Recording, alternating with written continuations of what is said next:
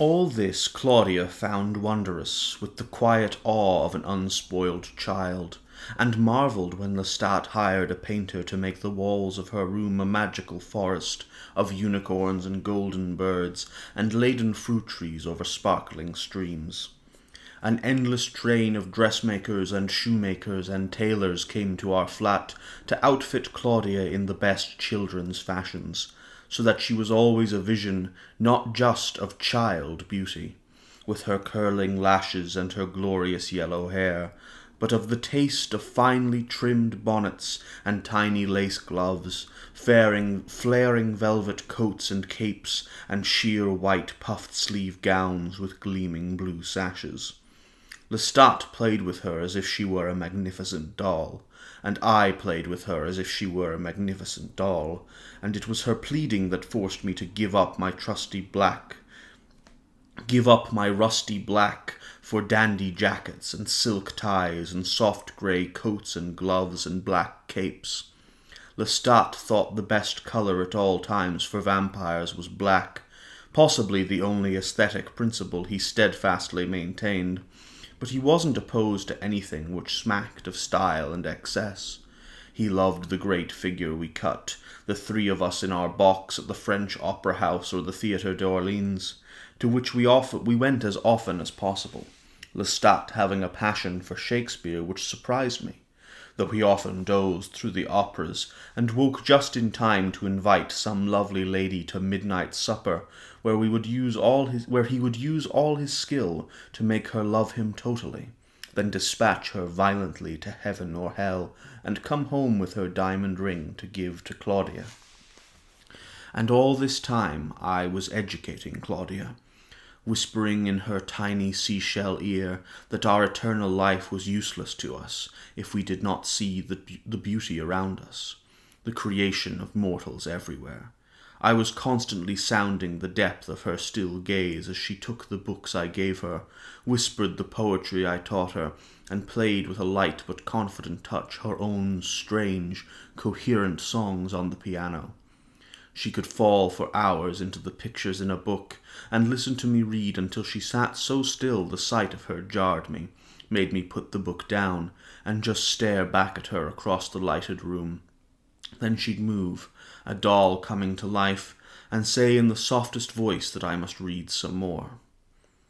And then strange things began to happen, for though she said little and was the chubby, round-figured child still, I'd find her tucked in the arm of my chair reading the work of Aristotle or Boethius, or a new novel just come over the Atlantic, or pecking out the music of Mozart we'd only heard the night before with an infallible ear and a concentration that made her ghostly as she sat there hour after hour discovering the music, the melody, then the bass, and finally bringing it together.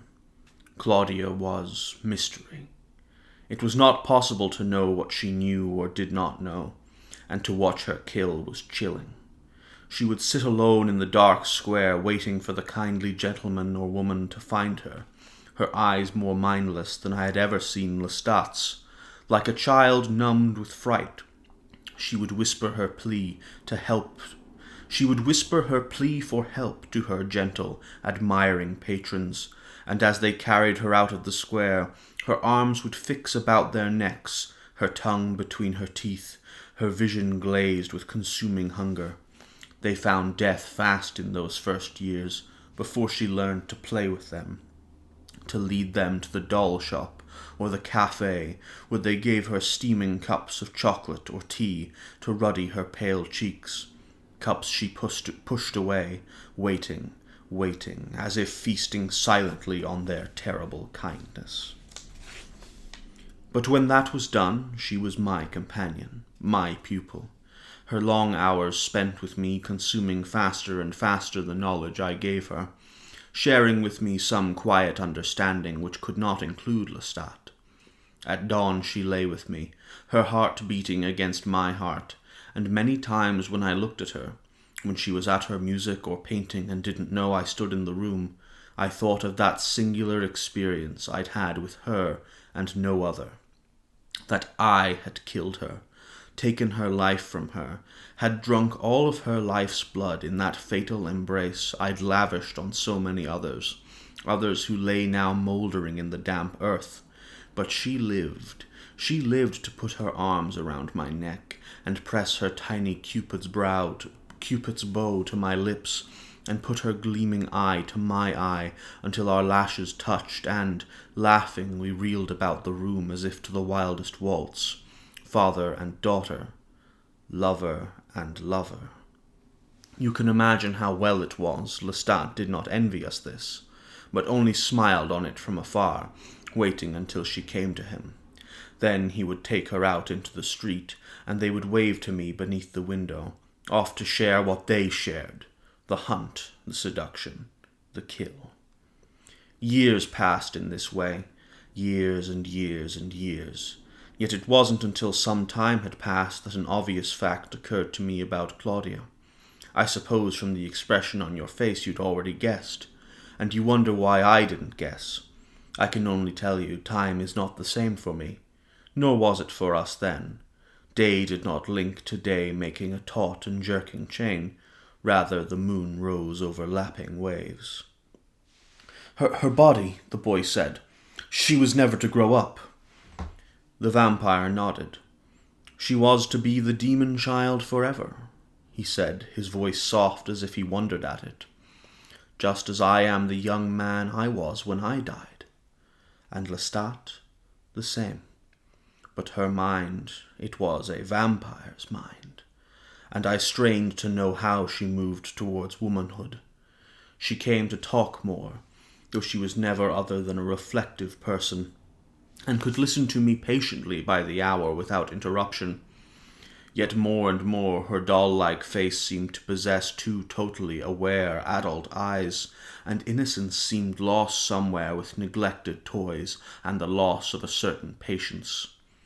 There was something dreadfully sensual about her lounging on the settee in a tiny nightgown of lace and stitched pearls.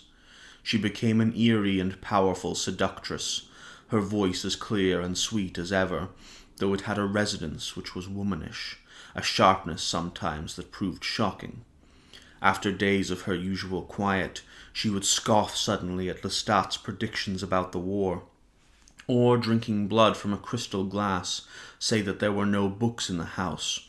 We must get more, even if we had to steal them, and then coldly tell me of a library she'd heard of in a palatial mansion in the Faubourg Saint-Marie, a woman who collected books as if they were rocks or pressed butterflies. She asked if I might get her into the woman's bedroom. I was aghast at such moments, but her mind was unpredictable, unknowable. But then she would sit on my lap and put her fingers in my hair and doze there against my heart, whispering to me softly. I should never be as grown up as she until I knew that killing was the more serious thing, not the books, the music. Always the music, she whispered. Doll, doll, I called her. That's what she was, a magic doll. Laughter and infinite intellect, and then the round-cheeked face, the bud mouth. Let me dress you, let me brush your hair, I would say to her out of old habit, aware of her smiling and watching me with the thin veil of boredom over her expression. Do as you like, she breathed into my ear as I bent down to fasten her pearl buttons. Only kill with me tonight. You never let me see you kill, Louis. She wanted a coffin of her own now, which left me more wounded than I would let her see. I walked out after, giving my gentlemanly consent. For how many years had I slept with her as if she were part of me? I couldn't know. But then I found her near the Ursuline convent, an orphan lost in the darkness, and she ran suddenly towards me and clutched at me with human desperation. I don't want it if it hurts you, she confided so softly that a human embracing us both could not have heard her or felt her breath. I'll stay with you always, but I must see it, don't you understand? A coffin for a child. We were to go to the coffin maker's, a play, a tragedy in one act, I to leave her in his little parlour and confide to him in the anteroom that she was to die. talk of love, she must have the best, but she must not know, and the coffin-maker, shaken with the tragedy of it, must make it for her, picturing her laid there on the white satin, dabbing a tear from his eye despite all the years. "But why, Claudia?" I pleaded with her. I loathed to do it, loathed cat and mouse with the helpless human, but hopelessly her lover. I took her there and set her on the sofa, where she sat with folded hands in her lap, her tiny bonnet bent down, as if she didn't know what we whispered about her in the foyer. The undertaker was an old and greatly refined man of colour, who drew me swiftly aside lest the baby should hear. "But why must she die?" he begged me, as if I were the god who ordained it. "Her heart, she cannot live," I said, the words taking on for me a peculiar power, a disturbing resonance. The emotion in his narrow, heavily lined face disturbed me. Something came to my mind, a quality of light, a gesture, the sound of something, a child crying in a stench-filled room. Now he unlocked one after another of his long rooms and showed me the coffins, black lacquer and silver. She wanted that. And suddenly I found myself backing away from him out of the coffin-house, hurriedly taking her hand. "The order's been taken," I said to her. "It's driving me mad." I breathed the fresh air of the street as though I'd been suffocated, and then I saw her compassionless face studying mine. She slipped her small gloved hand back into my own. "I want it, Louis," she explained patiently. And then one night she climbed the undertaker's stairs, Lestat beside her for the coffin, and left the coffin-maker unawares, dead across the dusty piles of papers on his desk. And there the coffin lay in our bedroom, where she watched it often by the hour when it was new, as if the thing were moving or alive, or unfolded some mystery to her little by little, as things do which change. But she did not sleep in it. She slept with me. There were other changes in her. I cannot date them or put them in order. She did not kill indiscriminately. She fell into demanding patterns. Poverty began to fascinate her. She begged Lestat or me to take a carriage out through the Faubourg Saint-Marie to the riverfront places where the immigrants lived. She seemed obsessed with the women and children. These things Lestat told me with great amusement, for I was loath to go and would sometimes not be persuaded under any circumstance.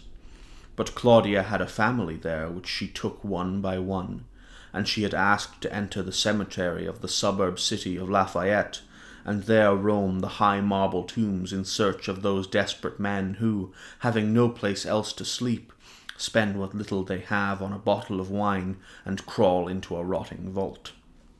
Lestat was impressed, overcome. What a picture he made of her! The infant death, he called her, sister death and sweet death, and for me, mockingly, he had the term with a sweeping bow. He had the term with a sweeping bow, merciful death, which he said like a woman clapping her hands and shouting out a word of exciting gossip. Oh, merciful heavens! So that I wanted to strangle him. But there was no quarrelling. We kept to ourselves. We had our adjustments. Books filled our long flat from floor to ceiling in row after row of gleaming leather volumes, as Claudia and I pursued our natural tastes, and Lestat went about his lavish acquisitions, until she began to ask questions. The vampire stopped, and the boy looked as anxious as before, as if patience took the greatest effort. But the vampire had brought his long white fingers together as if to make a church steeple, and then folded them and pressed his palms tight. It was as if he'd forgotten the boy altogether. "I should have known," he said, "that it was inevitable, and I should have seen the signs of it coming, for I was so attuned to her, I loved her so completely. She was so much the companion of my every waking hour, the only companion that I had other than death. I should have known, but something in me was conscious of an enormous gulf of darkness very close to us. as though we walked always near a sheer cliff, and might see it suddenly but too late if we made the wrong turn or became too lost in our thoughts.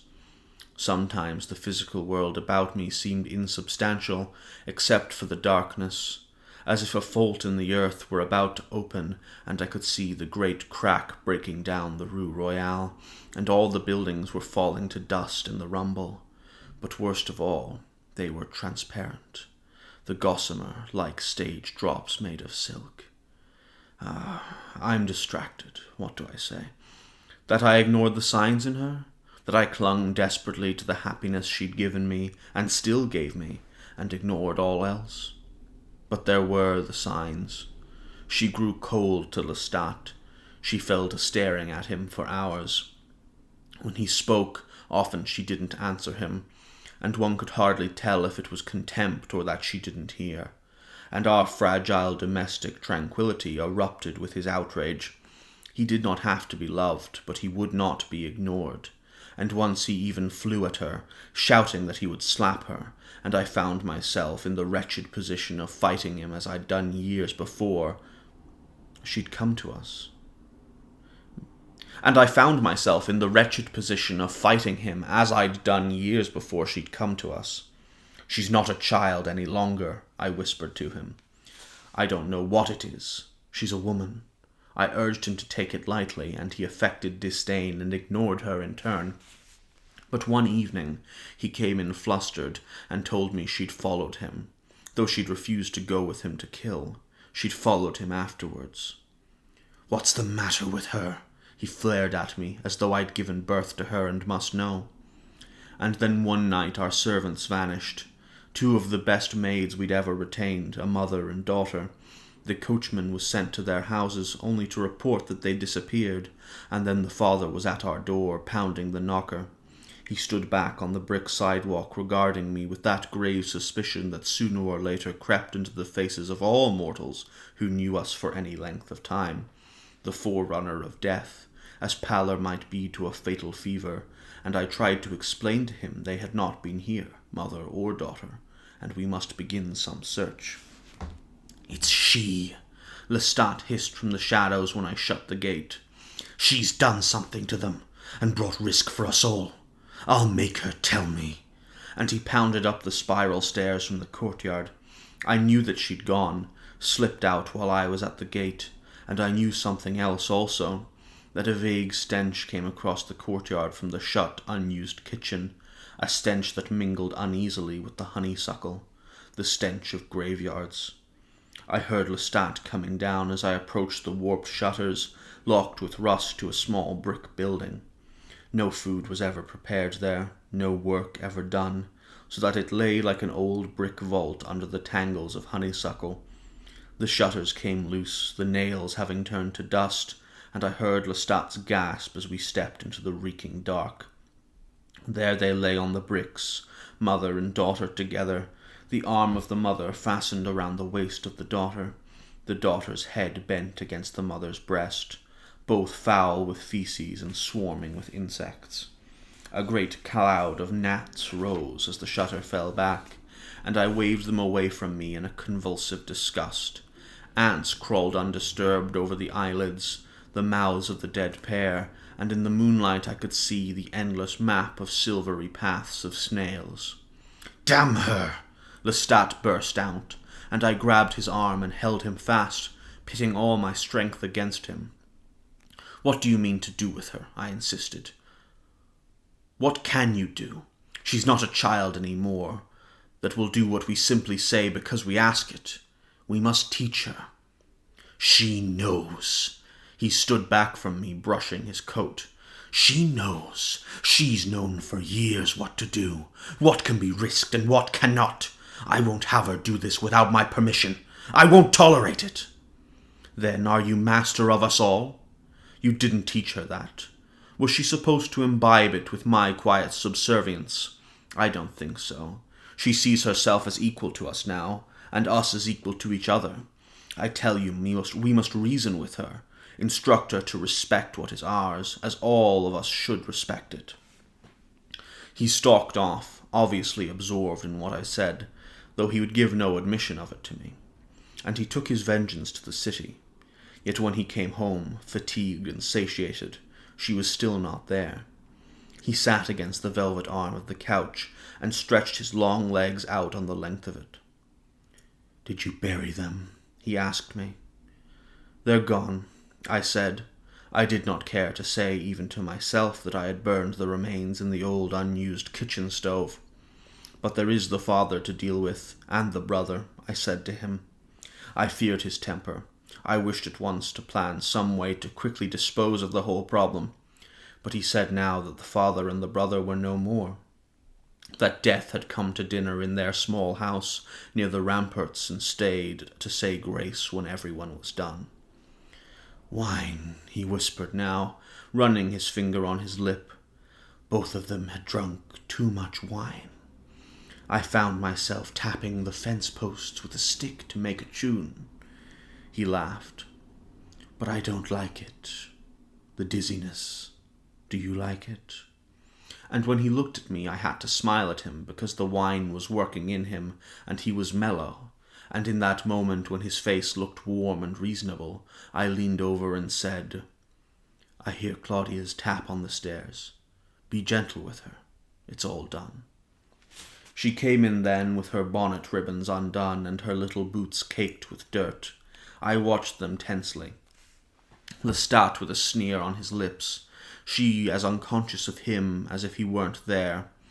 She had a bouquet of white chrysanthemums in her arms, such a large bouquet it made her all the more a child. Her bonnet fell back now, hung on her shoulder for an instant, and then fell to the carpet, and all through her golden hair I saw the narrow petals of the chrysanthemums. "Tomorrow is the feast of All Saints," she said. "Do you know?" "Yes," I said to her. "It's the day in New Orleans when all the faithful go to the cemeteries to care for the graves of their loved ones. They whitewash the plaster walls of the vaults, clean the names cut into the marble slabs, and finally they deck the tombs with flowers. In the St. Louis Cemetery, which was very near our house, in which all the great Louisiana families were buried, in which my own brother was buried, there were even little iron benches to set before the graves where the families might sit to receive the other families who had come to the cemetery for the same purpose. It was a festival in New Orleans, a celebration of death. It might have seemed to tourists who didn't understand it. A celebration of death, it might have seemed to tourists who didn't understand it, but it was a celebration of the life after. "I bought this from one of the vendors," Claudia said. Her voice was soft and inscrutable, her eyes opaque and without emotion. "For the two you left in the kitchen," Lestat said fiercely, She turned to him for the first time, but she said nothing.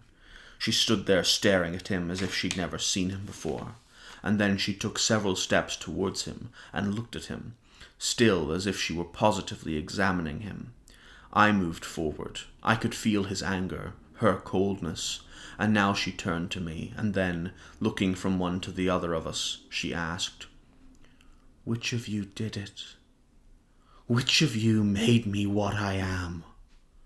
I could not have been more astonished at anything she might have said or done. And yet it was inevitable that her long silence would be thus broken. She seemed very little concerned with me, though, her eyes fixed on Lestat. "You speak of us as if we always existed as we are now," she said, her voice soft, measured, the child's tone rounded with the woman's seriousness. "You speak of them out there as mortals, us as vampires. But it was not always so. Louis had a mortal sister. I remember her, and there is a picture of her in his trunk. I've seen him look at it. He was mortal the same as she, and so was I. Why else this size, this shape?" She opened her arms now and let the chrysanthemums fall to the floor. I whispered her name. I think I meant to distract her. It was impossible. The tide had turned. Lestat's eyes burned with a keen fascination, a malignant pleasure. You made us what we are, didn't you? She accused him. He raised his eyebrows, now in mock amazement. What you are, he asked. And would you be something other than what you are? He drew up his knees and leaned forward, his eyes narrow. Do you know how long it's been? Can you picture yourself? Must I find a hag to show you your mortal countenance now, if I had let you alone? She turned away from him, stood for a moment as if she had no idea what she would do, and then she moved towards the chair beside the fireplace and, climbing on it, curled up like the most helpless child.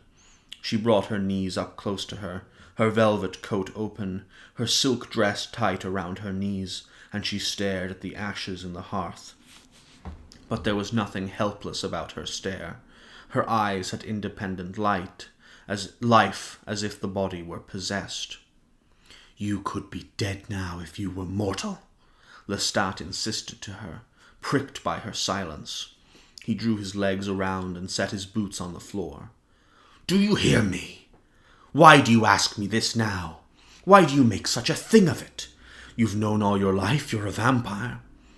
And so he went on in a tirade, saying much the same things he'd said to me many times over. Know your nature, kill, be what you are.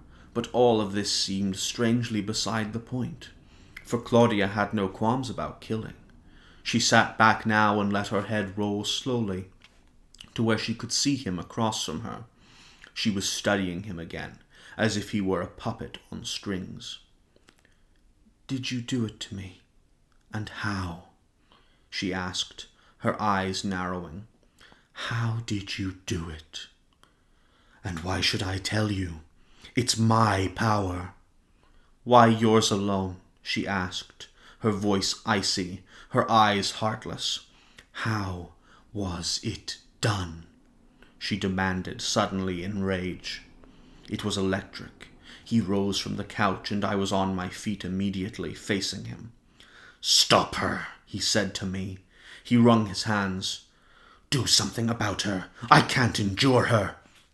And then he started for the door, but turned and, coming back, drew very close, so that he towered over Claudia, putting her in a deep shadow. She glared up at him fearlessly, her eyes moving back and forth over his face with total detachment. I can undo what I did, both to you and to him, he said to her, his finger pointing at me across the room. Be glad I made you what you are, he sneered, or I'll break you into 1,000 pieces. And that's where we'll leave it for today. Alright, that's another small segment of Interview with the Vampire, and I had not read that segment in a while. I hadn't read this small section of the novel in a while at all. And going back to it now, in the context of the way I've been reading this text this time through, it's a lot more unsettling than I had ever found it previously. The section we're seeing depicting is one of the prime chunks of the kind of vampire family arc that goes on in this book, with Louis Lestat and Claudia living as this kind of non-traditional vampire family. And in the film, it's generally considered one of the more wholesome aspects. It's one of the ones that people generally talk about as one of the cutest things that happens. And I can kind of see that in the context of the film, because it is kind of like, if you ignore the underlying context, it's relatively wholesome at times. But in the book, I think it's too explicit in the underlying manipulation and sexualization that's occurring to be anything but really unsettling now that I read it. An example of this is like the way Louis talks about Claudia. The way he describes her figure as not just of child beauty. And I get he's kind of hinting towards aesthetic beauty in this regard to the clothing she's putting on. But it's still very, very creepy. Because both he and Lestat treat her like a doll, and even explicitly refer to her as a doll. Louis calls her a doll while he's like trying to comfort her. And this presents an underlying desire for possession, which we've talked about before. But in this case, the possession seems to be very clearly this sexual possession of a female character that has been idealized within their gaze. They view Claudia as theirs. Claudia isn't really an independent person in their view. Lestat very explicitly just considers her to be a slave, his property, a doll. And Louis kind of pretends he doesn't view her in this possessive way, but it's very clear from from his actions that he does. He wants to dress her, to keep her in this childlike state, and to maintain this control over her, with her in his coffin every night. And in this kind of notion of sexual possession, I was reminded of the kind of Victorian era notion of sex as a mingling of blood. The book obviously came out in 1976. It's non-Victorian, but there is a Victorian aesthetic to a lot of the actions that go on here, I think. And that time period is quite relevant for, I think, views of the world that would be expressed by some of the vampires.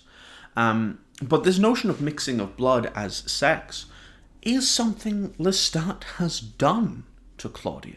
There is an inherently sexual undertone to their relationship.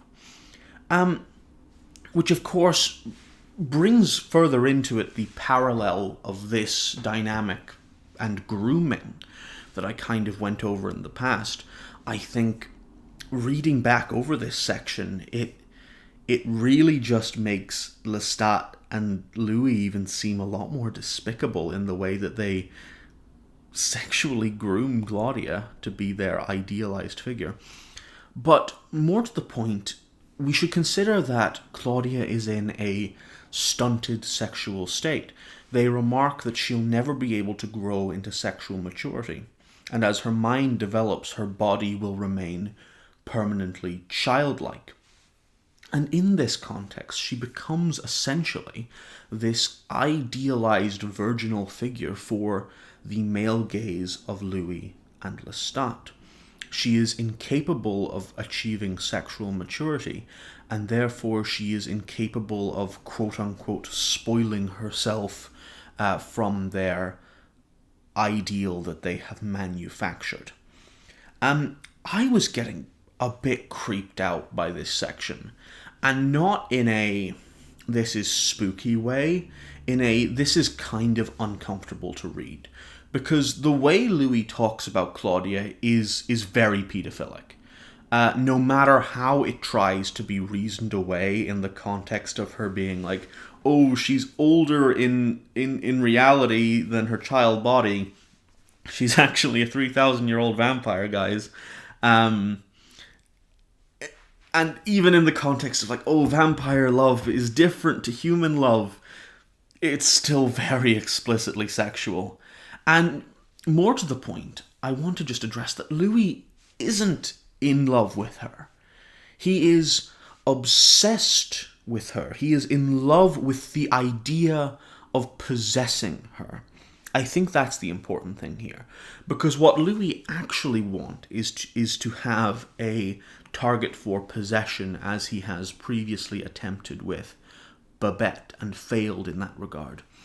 And perhaps if we were to make an assumption on Louis' part, perhaps he's subconsciously reasoning here that with a vampiric child he will permanently have this idealized individual that he can possess without ever having to worry about time. He never explicitly states this, but I would very much suggest that it's going on under the hood indicated a lot by just the possessive behavior he expresses towards her, his unwillingness to let her get her own coffin. Not out of malice, but out of fear that she will abandon him, I suppose. And thematically, there's a less creepy dimension to this thematically, if we consider it in the context of a anxiety surrounding a loss of childhood innocence. Because obviously, as we mentioned, this novel was written in the aftermath of Anne Rice losing her own child. And you can see a degree of the fear of a child growing up in Louis's behavior. The fear that a child will grow up and in that process no longer be dependent on you, and potentially in that process will not love you in the same way that you love them, or perhaps more tragically, can never love you in the same way that you love them. And I guess that's interesting. That's a really interesting theme that underlies this. But I think in execution, what ends up coming across is just this perception of Louis and Lestat as grooming patriarchal possessors of Claudia, who want to control her and use her for their own ends, as opposed to having any desire of allowing her an agency of her own. Lestat's abuse narrative, of course, comes back yet again, because every time Lestat's here, he's going to say something horribly, horribly abusive, because Lestat is horribly, horribly abusive. He is a scumbag. Be glad I made you what you are, or I'll break you into 1,000 pieces. Fundamentally, what that translates into is love me, or I will kill you. A deeply abusive message. But, interestingly, Claudia is not as obedient to Lestat as Louis.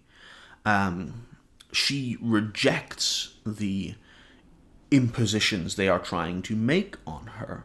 She's aware that some injustice has been done to her. She can't quite figure out exactly what it is, because she doesn't have the context of a mortal life to do so.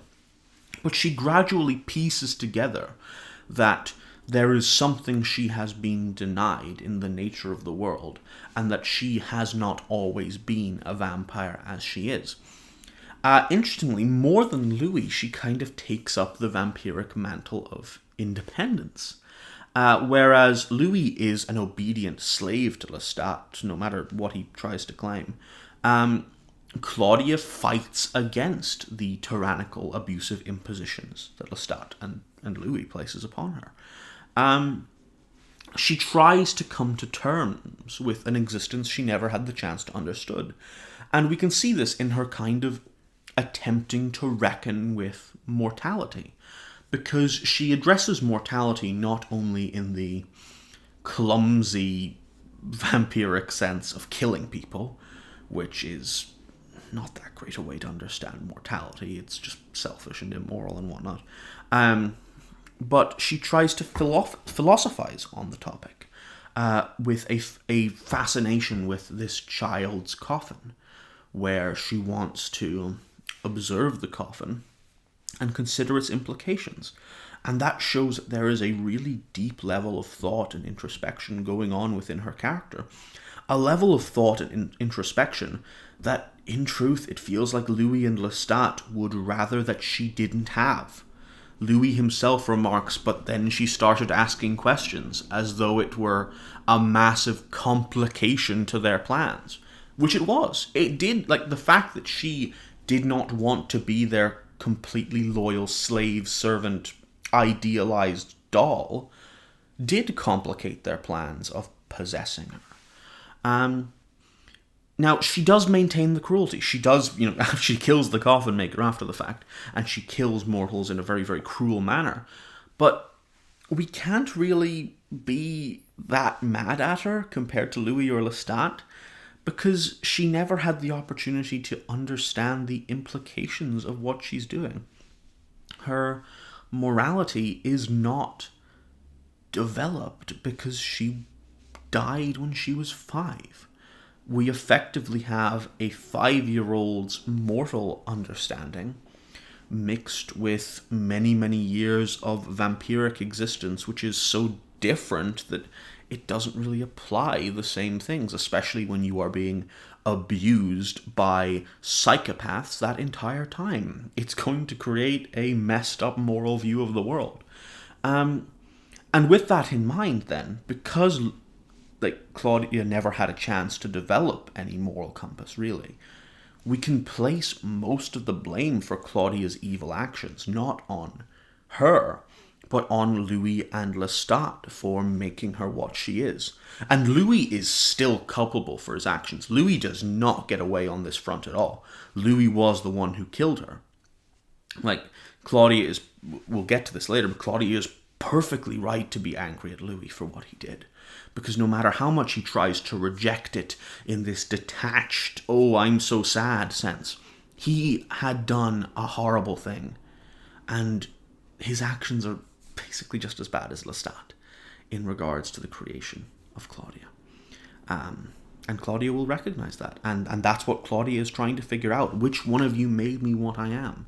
She knows that they've wronged her. She knows that something is wrong. But because she was a child when she was turned, she never had the full opportunity to understand what that meant. And that's really, really unsettling. And it's a really, really strong theme. Claudia is a great character conceptually. In execution, the treatment of Louis, the way Louis and Lestat treat her, is executed very well if you want to consider Louis and Lestat horrific grooming villains at every turn. I don't think the book wants us to consider them that, but rereading that section, I think that's what my opinion has been set as. But yeah, that's that. Claudia is a great character, and we'll discuss her more as we go, but her themes are really interesting. Anyway, I've rambled on about that for too long. I hope you've enjoyed this section, and we will be back tomorrow for some more of Interview with the Vampire. I'll see you then.